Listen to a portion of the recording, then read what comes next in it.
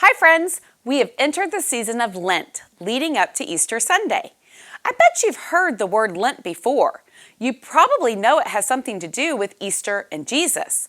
But do you really know what Lent is and what we should be doing during it? Well, today is your lucky day because I have some answers for you. Lent is the 40 days, not including Sundays, before Easter Sunday. And where did the number 40 come from? The 40 days comes from the 40 days after Jesus' baptism that he spent in the desert fasting, meaning he didn't eat anything. On top of no food, Jesus was tempted in the desert during those 40 days by the devil to follow him instead of God. But for all of those 40 days, Jesus used the Bible over and over again to tell the devil he would never worship him, only God. In those 40 very difficult days, Jesus chose to follow God no matter what. He had the knowledge and wisdom from God to make the right choice. So what should we be doing during our 40 days of Lent? Well, let's look to Jesus for help with that answer.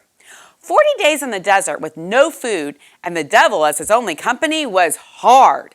Jesus was offered amazing opportunities by the devil to make his life easier if he would just make the choice to follow him instead of God. Those 40 days were a test for Jesus. Would he make the right choice? Would he follow God? Would he save us? Thankfully, Jesus passed his test with flying colors.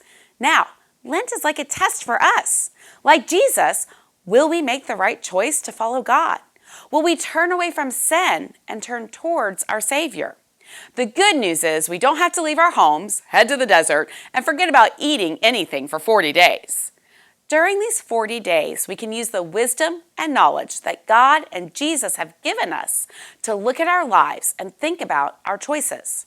Are we making the right choices? Are we giving up sin for God? Are we choosing to follow God and Jesus instead of doing what we want to do all the time?